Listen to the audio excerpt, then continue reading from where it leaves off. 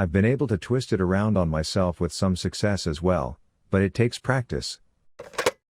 Ask Reddit on Reddit Rundown. What is the most effective psychological trick you use? I work in an office.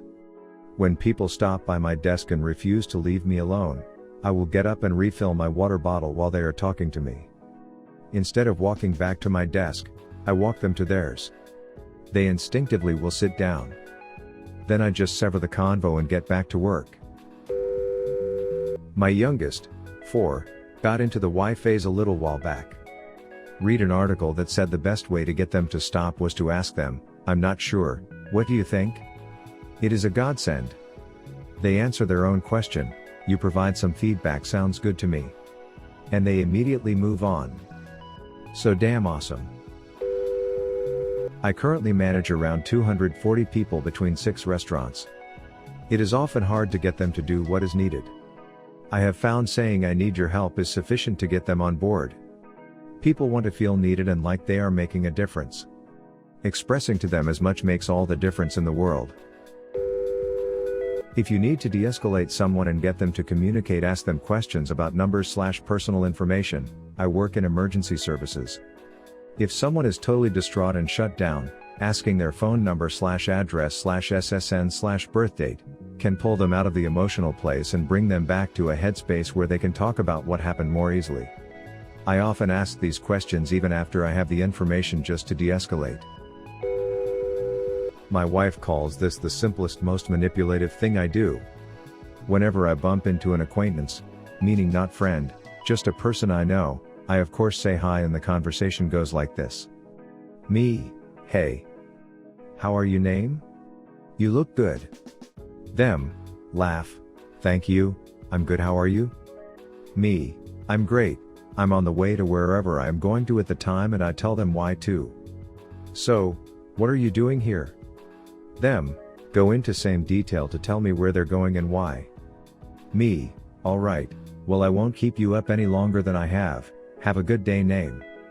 It leaves people feeling good, takes away the awkwardness of cutting a convo short, and it makes them want to leave. A few of my favorites. If you look happy to see someone every time you see them, they will eventually be happy to see you. Be nice, even to mean people. It's kind of fun see someone initially angry soften when you don't give in to anger. Don't insult people, tell them how you wish they'd behave. For example, someone is obviously rude, just say you really like when they are nice to you. They can't really call you out on it and possibly make them realize their behavior. Ask big, knowing it will be dismissed, then ask for the thing you really want. There's a real term for it, open door technique or something. It's actually door in the face technique. Thanks everyone. Do not verbally attack people, say how you feel. People can get defensive when attacked, but no one can deny how you feel. In a confrontation, stay calm, be gentle and focus on the problem, not the person. Unless the person is the problem, in this case, feel free to dispose of them. If you have to make a critic to someone, try to sandwich it between 2 positive facts about them in this order: positive, greater than negative, greater than positive. They tend to be received better this way. Want to trick people into liking you? Ask them for a favor, even the smallest ones like "Can you hold my pen for a second?" This tricks the brain, as they will think, I am doing a favor to this person, so I must like them, otherwise I wouldn't. I work with a bunch of idiot lawyers and I use the phrase, "You're correct," all the time. Even if it's one teeny tiny thing they're correct about, it makes them feel smart and they instantly soften. It also keeps them listening because they're hoping more flattery will come down the pike. I have to work with kids a lot, having a summertime job where I volunteer to assist counselors at a camp for service hours, and having 5 younger siblings. Don't tell them not to do something. If I told you, "Don't think about unicorns," you'll immediately think about unicorns for the split second I say it. If I instead said, "Think about turtles," you'll think about turtles for at least that split second I said it. Don't tell a kid not to something, rather tell them to do something else. Instead of "Don't hit your sister," say, "Let's play a nice game with your sister." That way you don't put the idea into their mind that you don't want them doing it, which, in their childish manner, fuels the fire to do it more.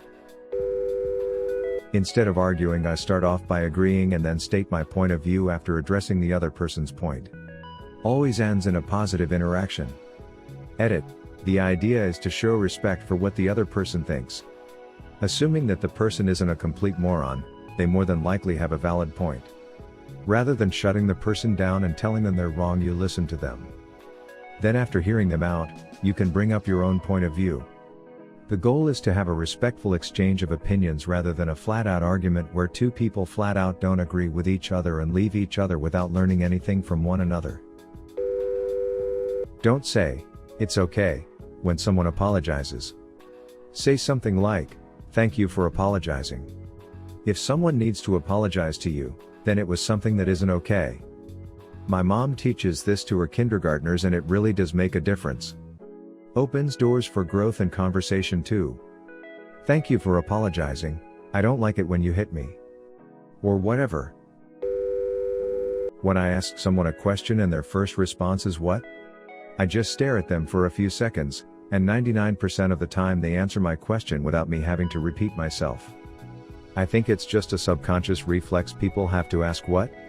instead of answering what you've asked even when they've heard you clearly. I don't know if this is an actual thing or not. Or maybe just distractions. But when I do something annoying or bothersome to my husband and he goes quiet, I wait a few minutes and then I ask him a seemingly innocent question, usually on the subject of how certain parts of a car works, or something mechanical. This gets him talking about the car thing and he rambles for like 5 minutes and then bam. He's happy again and not quietly brooding. I'll never tell him I do that because I'm afraid it won't work anymore if he knows about it. It's foolproof though, it works every single time, no matter how bothered he is. Think of my future self. How will my future self feel in an hour or two if I skip my gym session? Will my future self be happy if I do this pile of dishes now, before bed? Or would he prefer to have to do it in the morning, before work? I have a 3-month deadline on this project. Will my future self appreciate my current self taking the first 3 or 4 weeks easy, or will he be really pissed off? Essentially delayed gratification. Pretty much all the bad stuff gives us instant gratification, while all the good stuff has delayed gratification. I always try to remember that, if I have to wait to reap the rewards then it's probably the best option. This isn't something I'm used but I think it's worth sharing. Darren Brown said that once there was a muscly drunk guy that wanted to beat him up and said the classic "What are you looking at?" Darren replied with, "The wall outside my house is 4 feet tall." The idea is that it puts the aggravated person on the back foot and takes them out of that adrenaline-filled state. Anyways, he sat down and the guy started crying to him about his girlfriend. He is Darren Brown though, so I wouldn't recommend this to everyone. If someone says they have the hiccups, ask them to prove it. 9/10 times, their hiccups will disappear. Having to summon a hiccup in order to demonstrate will trick your diaphragm into just not hiccuping. I've been able to twist it around on myself with some success as well, but it takes practice. You realize you have hiccups, then try to hiccup. Actively try to make yourself do another one. It'll stop. I used this technique at university, where I couldn't stand the thought of having to answer questions in front of a group of people. So, if you find yourself in a group situation where someone, a leader, tutor, manager, etc., is asking questions that must be answered, and you want to avoid being picked so that you don't have to talk, then here is my tip.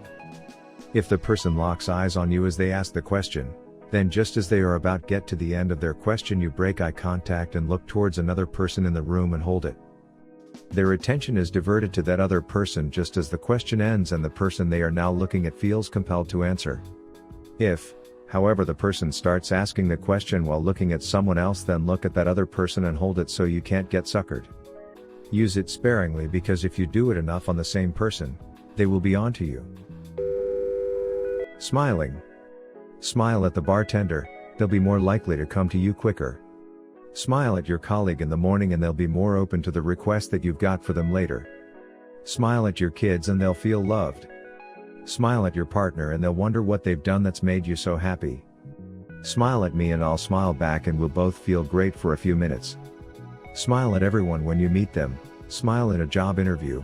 Smile at the shop worker, the binman, the postman, the random dog walker in the park, the person who nearly bumped into you on the street, the barista, your teacher, your mom and your dad.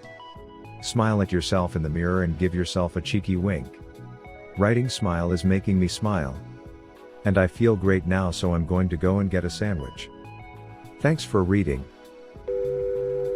Thanks for listening to Reddit Rundown.